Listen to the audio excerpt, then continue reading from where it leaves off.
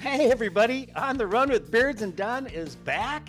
And we brought a guest with us, kind of continuing our theme of having guests occasionally. And this guest is special, I know, to Dick, and he's also special to me. We have Scott Keenan. And if you don't know that name, Grandma's Marathon. Now you know who Scott Keenan is, because I don't think that Grandma's Marathon would be here or what it is today without Scott Keenan. Scott Keenan was the first race director for the Grandma's Marathon, I believe, in 1977. The thing kicked off and remained in that position, and correct me if I'm wrong, Scott, for 37 years. That's correct. Wow. 2013, I decided to retire. Give somebody else a chance, No, but that had to be just a labor of love. And we'll get into that in a little bit, because I've got some questions about how race directors don't have short lifespans because of the stress that I think you'd be under. But some people thrive on it. And I think you must be one of those people that thrive on it. And I also want to mention that you're an author like Dick. He's written a book. You've written 2 books, actually.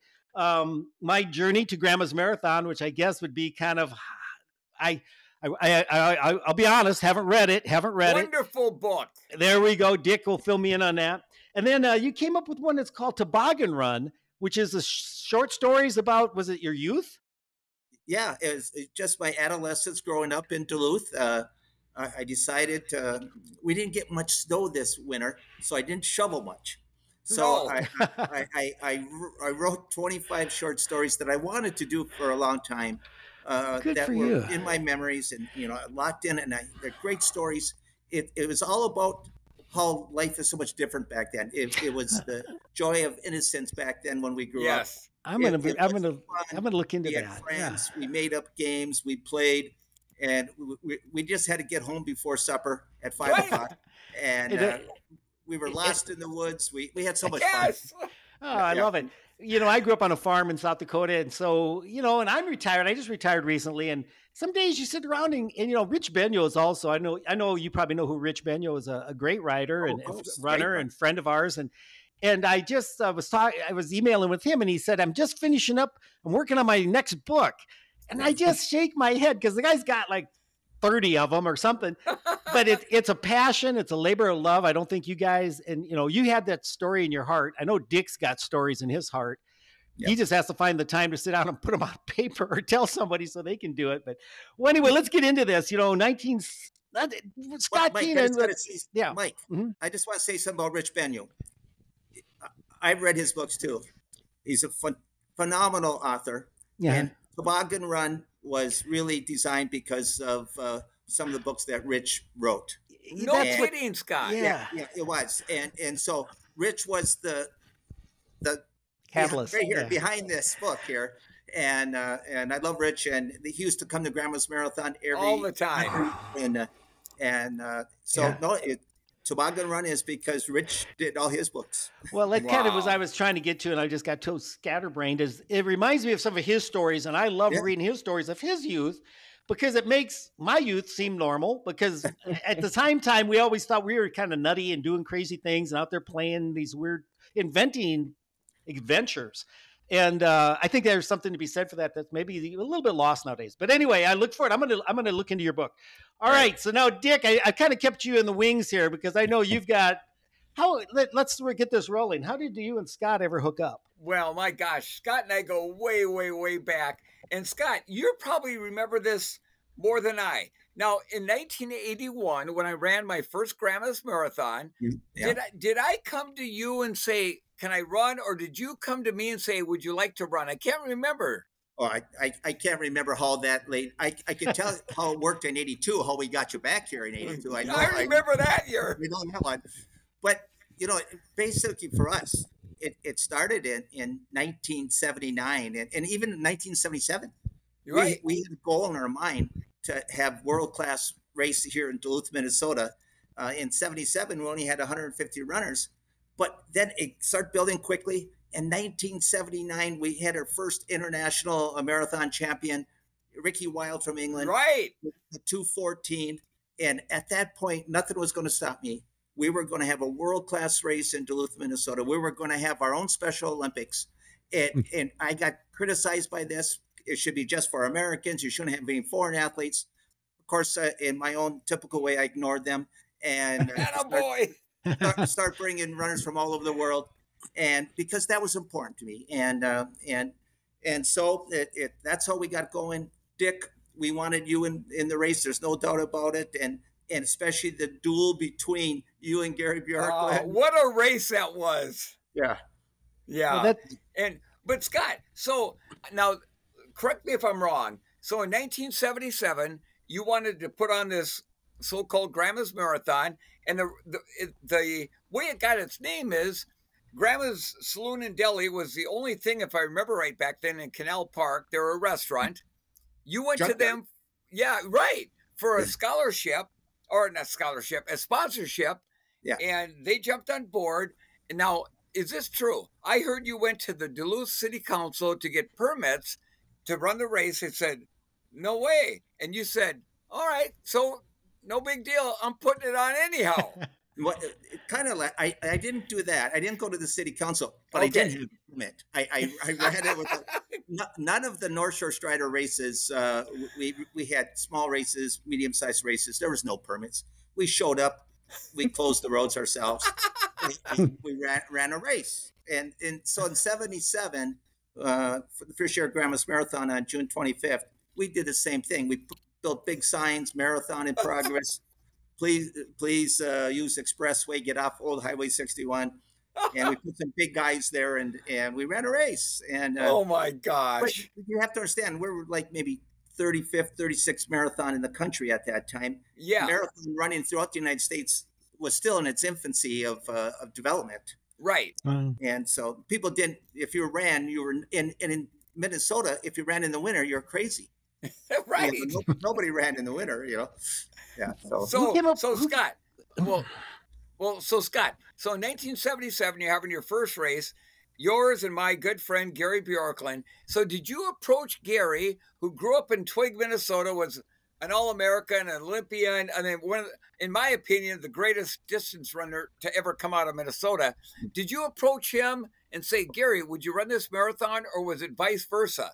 Oh, no, I approached Gary, and there was no doubt that we wanted our hometown boy, born in Duluth, raised in Twig, went to Proctor High School, just a little suburb of Duluth. Yes. We were going to have Gary Bjorklund this race.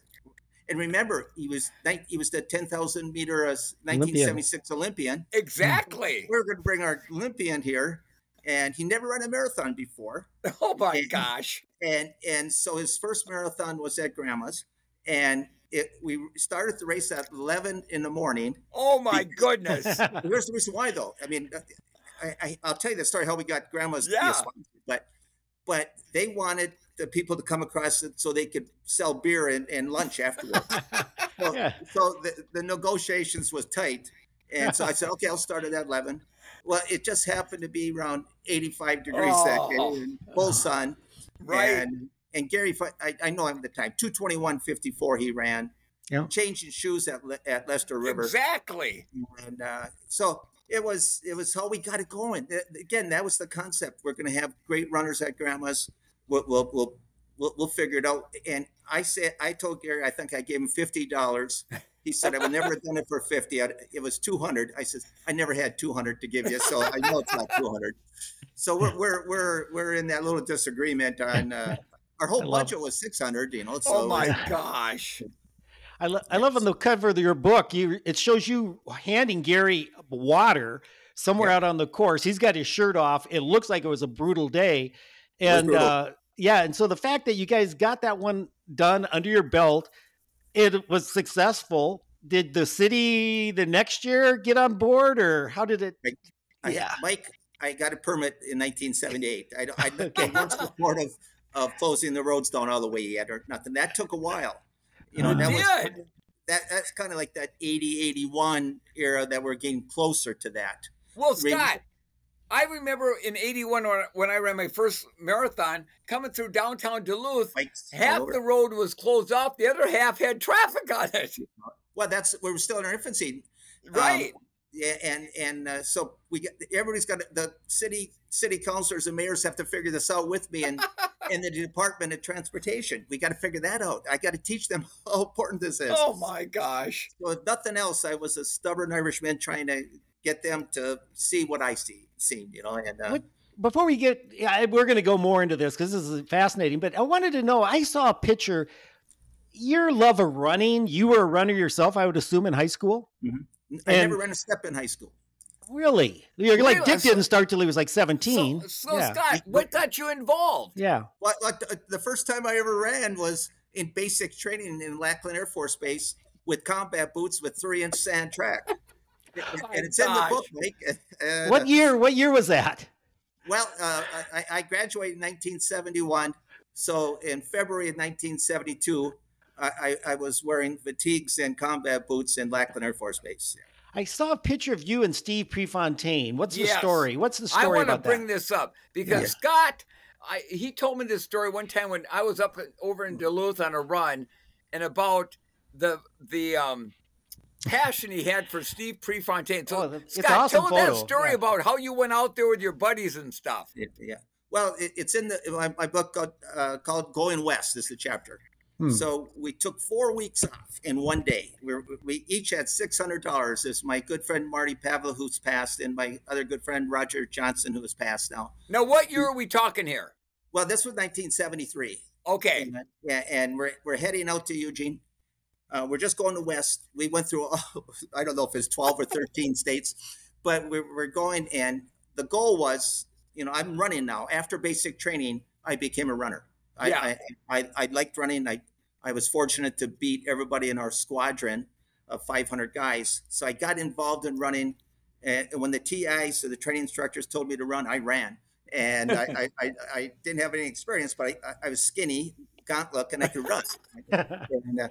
But we went out west, and Marty and Roger knew that we're going to go to Eugene. We had no clue that Steve Prefontaine was even in town.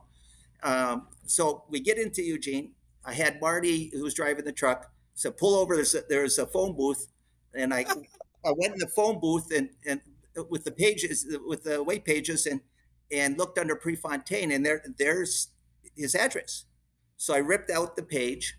And Marty's knocking on the door of the phone booth and said, Scott, he just ran by. And so we found directions from a service station on how to get there. So we drove. Eventually, we drove to his trailer house on the Willamette River, and nobody was there. So we just started cooking lunch with a Bunsen burner and that kind of thing. And eventually, he came and he drove his little MG right into his little parking spot, and then I approached him. I had my blue. At this time, I was running for UMD. Had my blue track shirt on, and I said, Pre, I says, we're from Minnesota. We're friends of Gary Bjorklund. We're in town. Thought we would just stop and say hi. Well, only time I met Gary Bjorklund is when I bought my first pair of running shoes from him at T.Z. Wilson's in Duluth. He was the clerk. So I took a little liberty on that. Right. But anyways, we spent 2 hours plus at his trailer house. My goodness. And those pictures you've seen, Mike, are the ones that I took some, and Roger took some of the other ones. And I made sure Linda Prefontaine has got those photos. It was important for me to send them to her. So, Scott, what was it like? I mean, because he was a pretty big stud at that point. Was he friendly? Was he talkative? Yeah, we're there over 2 hours, Dick. And, oh my gosh! I'd have been approaching 3. He had people calling him on the phones all the time. I'm sure they were girls, but and he says, "Nope, I can't go. I got friends from Minnesota." Oh my gosh, that is awesome. And I'm sure we overstayed our time frame, but we left. Afterwards, I sent him those photos of him and his dog Lobo. That's the one I sent him, and then a month or so afterwards, he sent me a letter, which I still have, of course. Wow! And said, any chance you can send me another photo of those? And the first one was a 5x7, so I sent him 2 more 8x10s and photos of him and his dog Lobo. And wow! And I think he died May 30th, 1970. Right. Scott, so shortly how, after. do you know how many, so few people that ever had a chance like you did, just showed up at his door and he took the time to talk and be with you? That's amazing. No, he was a gentleman the whole time. It was just phenomenal conversations, and you know, what can I say? You know, and we enjoyed it. He didn't kick us out, that's for sure. So we had a lot of fun. Yeah, no. What a great story, Scott, man. That's so awesome. Scott, I know you're wearing your North Shore Striders, running club shirt. So tell me now, were you one of the founding members of that? I can't remember. No. Dan Klendel from North Dakota in 1968 with Gary Bjorklund and Davy Jones and a bunch of other great runners from the Northland. Back then, you should have seen the runners that were in northern Minnesota. If it was Morgan Park, Duluth, Twig, or Silver Bay, there was great runners. Dan Klendel from Duluth in 1968 came up with the idea of the North Shore Striders. And so I'm kind of like a second generation. It was kind of mostly a track club, but with some road racing. And I became president of the club in 1973, and then through 1979, that was my area, and we did a lot more road racing. We got away from the track. And we did around 20 road races a year. If it was the Smelt Run 6 mile or the Spirit Mountain 10 mile, whatever, we had all the fun names to it. And Grandma's Marathon, of course. And so was Ron Dawes part of that mix? No. Ron, though, I can't even tell you, was involved in one of the first races. I did a lot of research on this stuff, and one of the first road races in Duluth was in like 1965. The Twin Cities Track Club won. The club. It was all about clubs back then, you know. Sure. And even in the early times when we had our colors. We went to races. We wanted to show what the Striders could do, and so Ron Dawes won that first race in Duluth in 1965, and most people know that he was Olympian in 1968 in the marathon. Yes. And a dear friend of mine and Grandma's Marathon. We have an award on his name called the Ron Dawes Ambassador Award for Grandma's Absolutely. I was surprised he designed the 1992 Grandma's T-shirt. Mike, you're good. Mike, you're good. Well, I did some research. Slept for those things. Yeah, and he passed that year, I believe, is later in 92. And so, and it's tragic, you know, age 55, coronary artery disease, which I guess even runners, you know, nobody's immune. And, and so what you know, Minnesota, and Scott, I know we usually get to every guest about all the runners that Minnesota has turned out over the years. And the theories behind this, you know, the Africans always said, well, they're born at altitude and they had to run as part of their life. Oh, wow. What's Minnesota's key to turning out distance runners? Well, it's very simple in my opinion. And I'm an old coach. I coached at College St. Scholastica, UMD for 1 year. I'm coaching at East High School now. But the theory is you're running in the snow year round and you're doing resistance training and while other people are trying to overtrain. And so in the wintertime, it's kind of our time off, but we're getting strong legs, strong heart. I couldn't agree with you more, Scott. Yes. Yeah. So everybody else is burning out because they're running fast year round, and we're getting stronger in strength. So I think there's the Scott Keenan theory of it's a good one. I agree with you. Well, it's kind of like I grew up on a farm, and in the spring we'd turn the calves out, and they would run and buck in the pasture after being locked up in a shed. It's kind of like runners in Minnesota after being 3 layers of sweatsuits on and basically, spikes in their running shoes to get outside. The good weather came and man, they just tear it up. And I like Greg Meyer's attitude. I don't know if we had Greg on, he said, every day in Minnesota to go out or any time in the upper Midwest, it's a decision. Yeah. It's not like, well, I guess I have. No, it's a decision. You look out the window, it's windy and blowing and cold. And you have to have a gut check right then and there and say, am I going out to do my work? And the guys nobody did it like Dick, though. I mean, when he couldn't run, he shoveled snow in the pile, and then he would shovel the snow back where it was. So I mean, Scott, I know that is Scott, amazing. I still remember one time that you had me come over to Duluth for something, and you and I went out for a run from Grandma's the saloon and deli, or from maybe the office. I think we went out to Park Point or whatever, and I am doing everything I can to hang on to him, Don. I know. You were fit. He's lying a lot, but thank you. I felt good that day.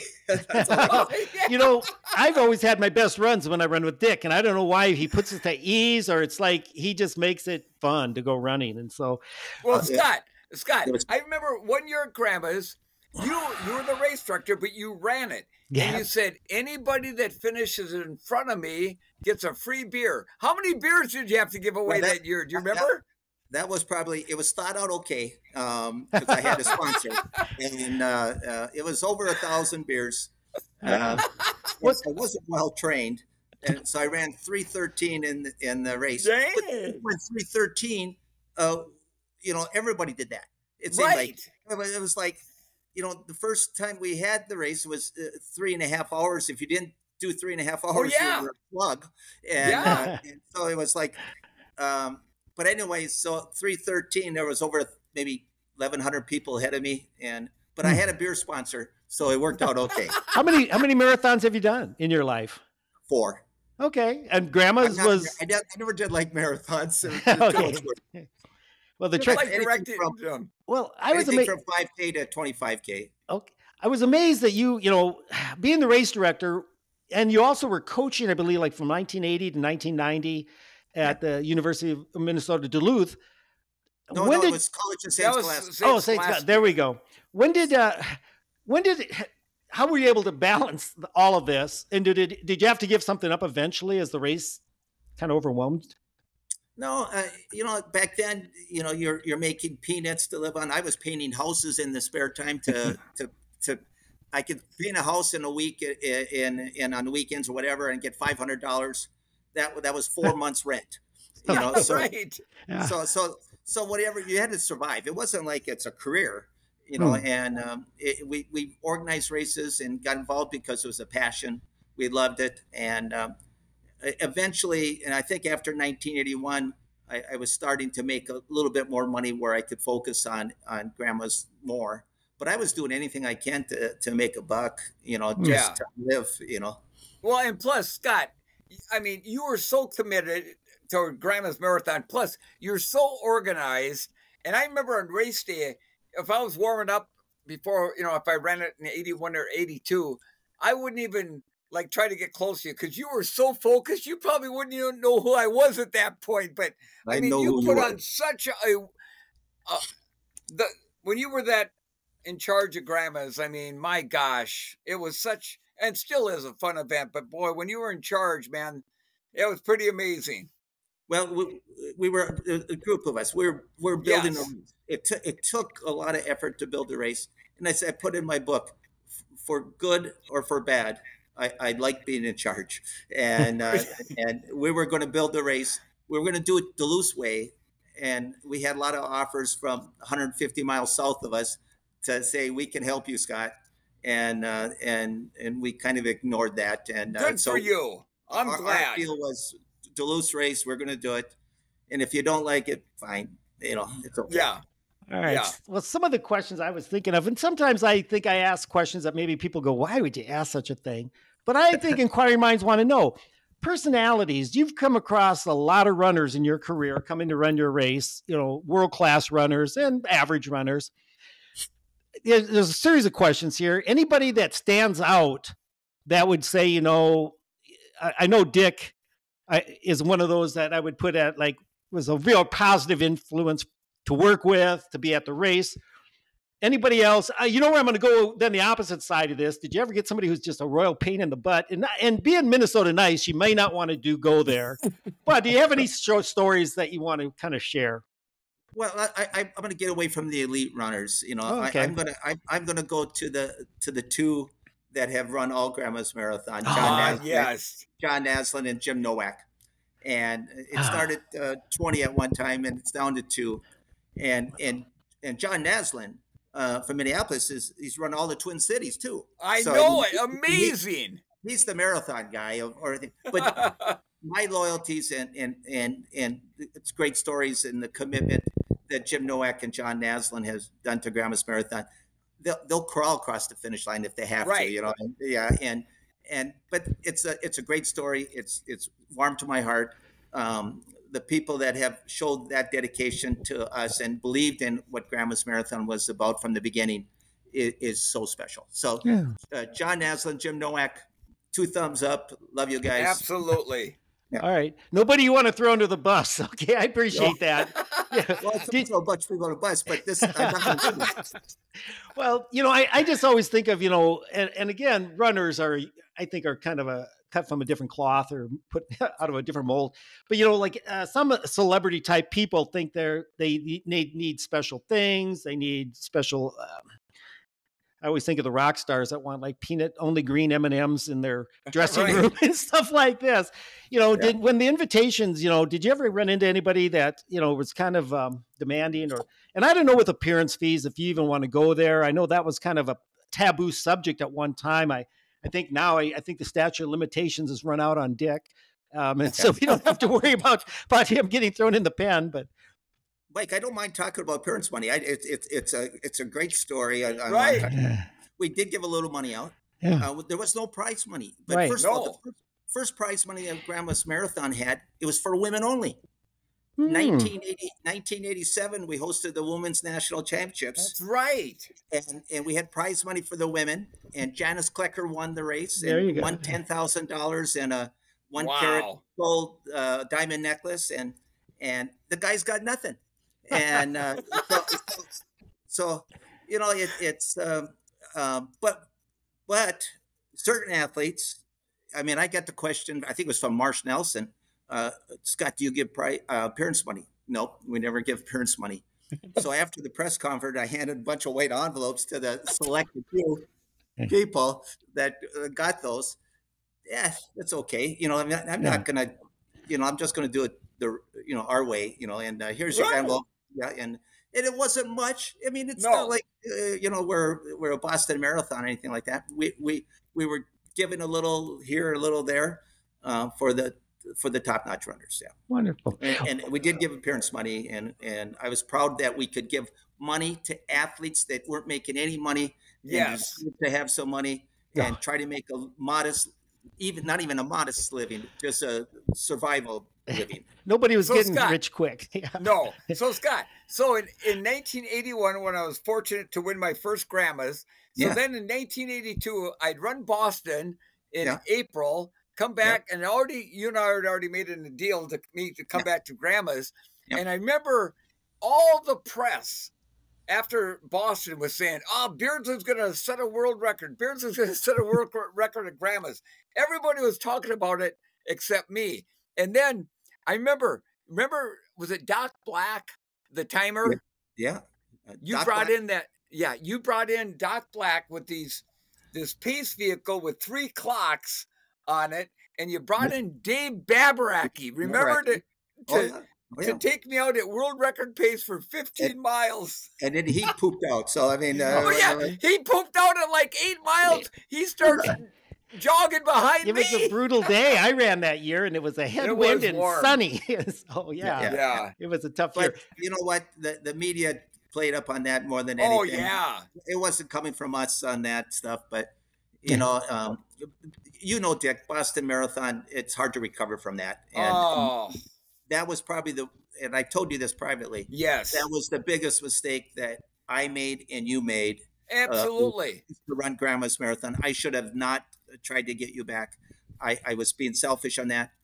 And you were so committed to Grandma's and wanted to do that. We both made an error on that because that was something that you should not have done. Well, Scott, you know, I get this question all the time. So, Dick, from a lot of people, so what race is it that sticks out in your mind more than any? And 99% of the people think, it's got to be that Boston Marathon in 82 with Salazar. But it's not. The one that is at the top of my list is a 1981 Grandma's Marathon. And I didn't know if you thought I had a chance to win against Gary Bjorklund and the rest of the people. But I remember my mom, somehow you let my mom and dad inside the finish chute, at the finish line. It was the first time my mom and dad had ever saw me run a marathon. And that was, I get kind of choked up talking about that, because the fact that it wasn't that I won or ran 2:09, but that my mom and dad were there seeing me win and see me run my first marathon. And my dad, who back then you could have hit over the head with a 2x4 and he wouldn't have cried. You know, my dad's crying, I'm crying, my mom's crying. Scott, I will never forget that day. And I can't thank you enough for letting my mom and dad be inside the finish chute.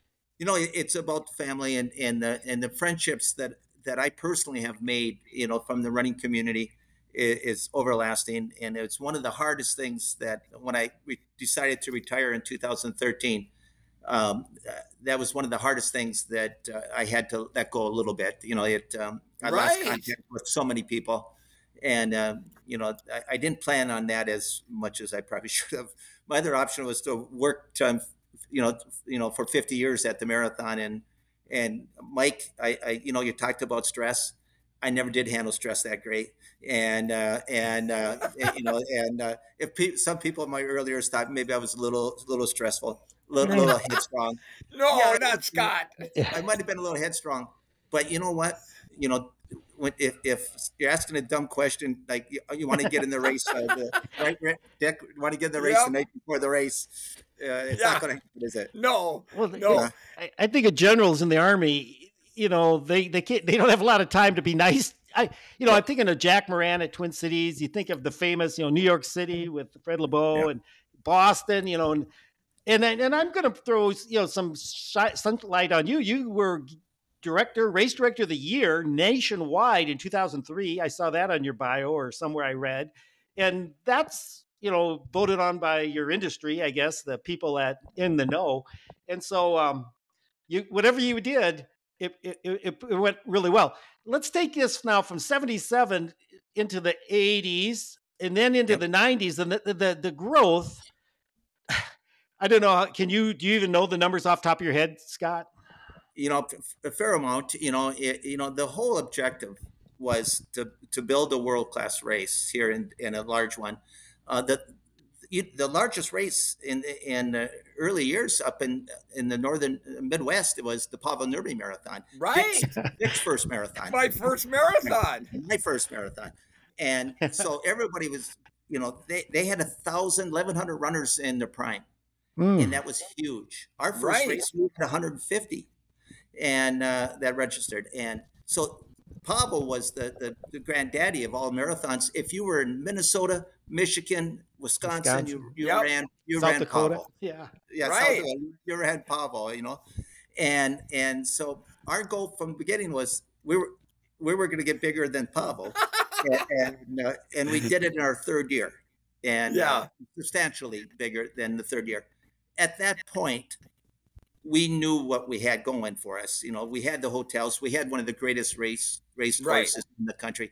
As Gary Bjorklund once said, what else do you want in a marathon? You run along the beautiful North Shore of Lake Superior, and you finish at a pub. You know, and exactly, and it's not a bad deal. You know, and who discovered the course? Who did somebody come? No, we were running that course, organized run on that course since 1973.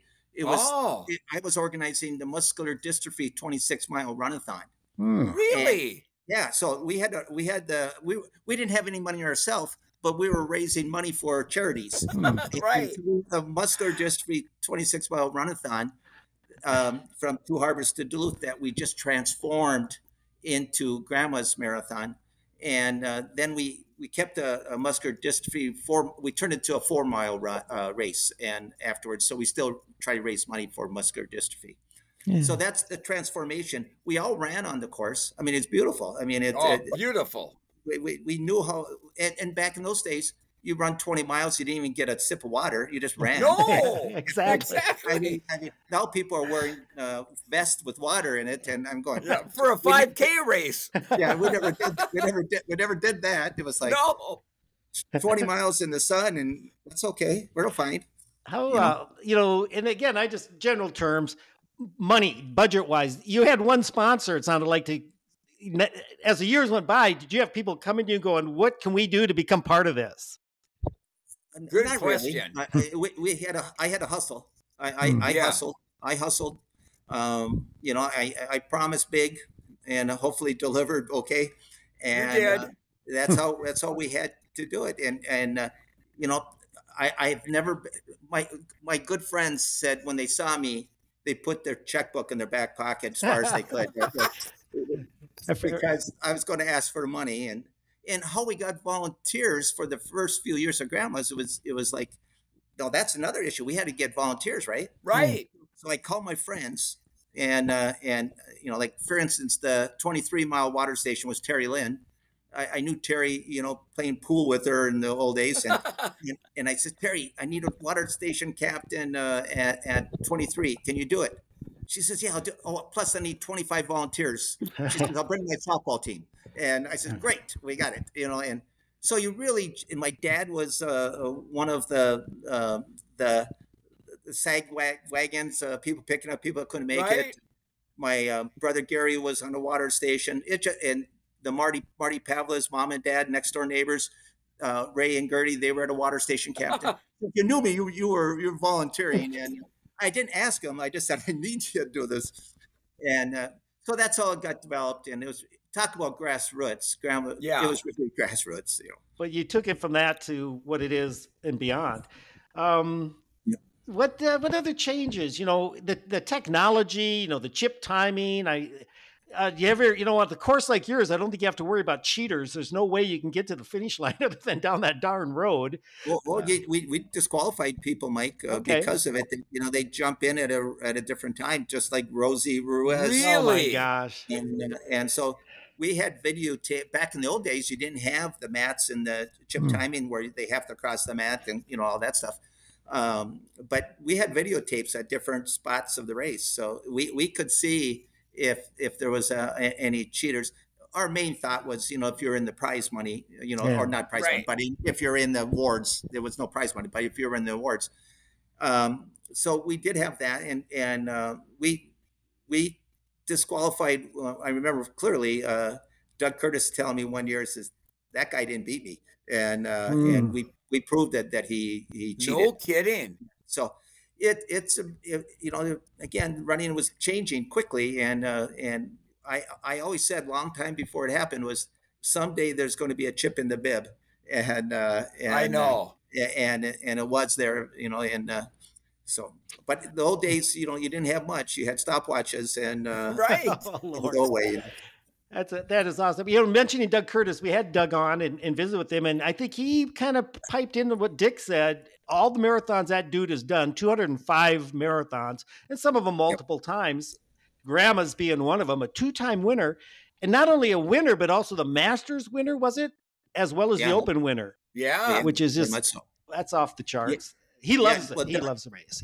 Yeah. Doug, you know, he's the guy, you know, I mean, we became good friends and over the years, and I look forward to seeing Doug every year. Well, and Scott, look at one of my great friends, Mike Pinocchi. Mike is, you know, he was second there way back when, and he comes back every year to help with Peter Graves doing the finish line announcing, and of course Doug, and it's just fun to see everybody once a year again. Oh, it certainly is. Yeah. So what are you up to now? You're writing books. I hear you were a consultant, or do you still do some consulting?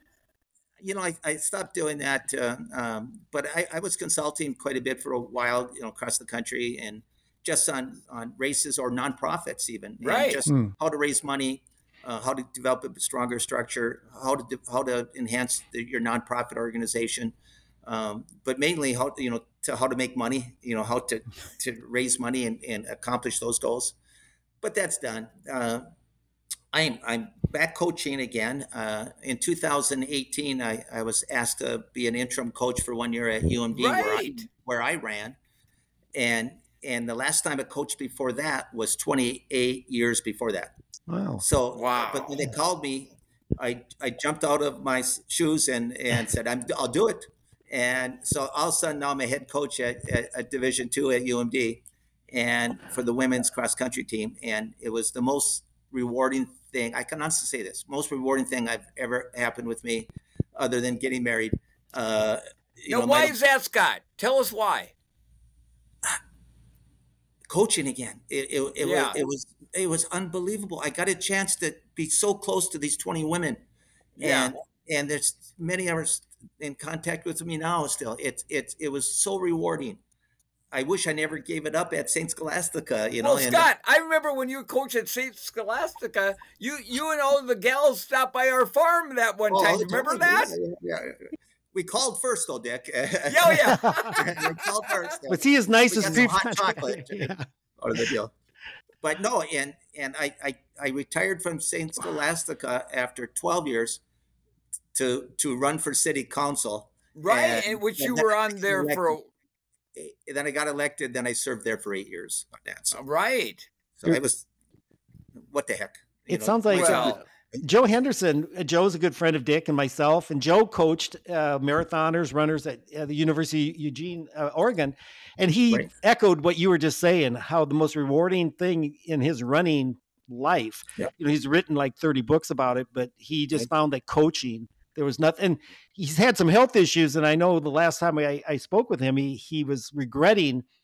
If the thing he's missing is being able to have that contact with young people and helping them develop as runners. So when I got that job at UMD to be the head coach and practice, that all the athletes are in town, so it was that week or so of training. Right, they're in town, and they didn't have a coach, and so they didn't know me from the Hill of Beans, and I didn't know them. So I get this office, and it smells like mustard in it all the time. But anyways, I get this office. It was just horrible. But so I brought my picture of. I had to try to get some credibility right away. So I had this picture of Prefontaine and myself, and in it, and the letter that he wrote to me and all that stuff. And I put it on the credenza there, and I said, I got to get some credibility. I think they probably know about Prefontaine. You hope so. And they did. It was like, you knew Prefontaine, and then all of a sudden the vice team started coming to see the people. And I was like, all of a sudden I got my credibility a little bit. And that's awesome. And well, Scott, you have done, you grew up in the Duluth area. You've done so much for that community, not just with the marathon, but your involvement in the city activities and things like that. Now, and I know you have a green thumb. Tell us a little bit about, you love gardening, don't you? Well, let's put it this way. When I got married, my wife bought a wheelbarrow and a shovel. And so I'm not so sure I much have a green thumb. My wife could be a master gardener. I mean, I've learned so much from her. No kidding. So Carrie's really into that. Oh gosh, her and her sister Mary and her sister Tammy, they're into that stuff. So I'm into it too now, right? Right. I'm still being supervised by Carrie though, and but I think I got some stuff that I do pretty well though, and but I have to take my hat off to my wife on that too. So yeah. Well, before I think we're getting, this happens to Dick and I. We're pretty much at it where we like to kind of keep these things around 45 minutes. I want to just thank you, Scott. And, even though we never met, I must have called in 82. I called somebody up there and said, look, I gave them my name. And at that time I'd run like 221, and they didn't hesitate. And they said, we can get you a race number and we can get you a motel room. And, for a young runner, just trying to get to the big race to do, because, after Dick's 209 and 81, everybody wanted to come run Grandma's in 82. Yeah. And I was so excited, and it didn't let, even though we didn't have a great day, the race was just fantastic. I enjoyed the experience, the pre-race, post-race, the whole thing. Randy Fisher, I don't know if that name means anything to you. Of course, it's South Dakota boy. You bet. Yeah. Randy and I were college roommates for 3 years, and I know Randy finished third up there in the early years. Yeah. And I wonder how many Grandma's marathons he did in his career, a lot of them. How about Larry McDaniel, Dick, our old dairy farmer, Larry, that came to the camp all the time. Larry, the dairy farmer that came to the marathon training camp. He had done Twin Cities and Grandma's. No, you're thinking of Larry McNichols. McNichols. Yeah. He was never a dairy farmer, though. Oh, I thought he was. Didn't he do Grandma's like Larry, 25 years? he's run every one except 2, and he's run every Twin Cities, and he's in his upper 70s now. And so these are the kind of people you get to meet when you go to places and meet people like you, Scott. Last thing is we're going to be in Bemidji on October 12th is the Blue Ox Marathon. I think it's that Saturday. And Dick and I'm throwing it out there. Anybody want to come up and hang out with Dick and I? We're going to be there. We're going to do some fishing. We can't all get in the boat at the same time, but we're going to have some social gatherings, Scott. And if there's any way you could get up there that weekend, Friday, Saturday, or Sunday, we'd sure love to have you come over and Dick's. It's easy to find Dick's B&B. Well, and Scott's a heck of a fisherman. I had him and his we let him on the boat a few years ago. But it's an open invitation to come up and hang out with Dick and I. I got yelled at by Dick right away because I broke the first rule of fishing. What did he talk about the weather? Oh. I brought a banana. You brought a dang banana. I think I grabbed it from and threw it in the water. No, a banana. You can't bring a banana fishing. What the heck? No. Why not? I had never heard this before. It's the biggest bad luck. Yeah. Okay. It's bad luck. Well, I've had many guide clients over the years. I didn't even know, and all of a sudden they pull a banana out of their lunchbox out in the boat. And I go, is that a banana? They go, yeah. I go, can I see it? And they hand it to me, and I throw it out in the lake. Do they ever come back and hire you again? There's the breakfast now. Too, Mike. And it's okay. Come up and visit. Scott. Come up and visit. Scott, okay, Mike and I cannot thank you enough. You have been just a wonderful friend of mine for years and years. You know, through my good times and bad times. Yeah. I'm going to get choked up here, but you were always there to help me and to support me and to say, Dick, what can we do for you to help you? And you know, Scott, for that, I'll be ever grateful. Same here, Dick. Your loyalty to us in every way, fashion, form is unbelievable. And I think of you all the time, and my heart's with you. And I'm so glad you're in Bemidji, and I'm so glad you and your wife got a bed and breakfast there, and you're fishing all time and still talking. You're doing great. You bet. Well, Scott, we can't thank you enough, and we want to thank everybody for listening. If you have any questions for us or comments about the show, you can contact us directly at our website at beardsanddunpod.com or leave us a comment on our Facebook, Instagram, or X, all at Beards and Dun Pod. Yeah, and if you're watching this on YouTube, make sure you hit the subscribe or leave us a comment. Scott, have a great day. Dick, have a great day. Look forward to seeing you guys sometime. Thanks, guys.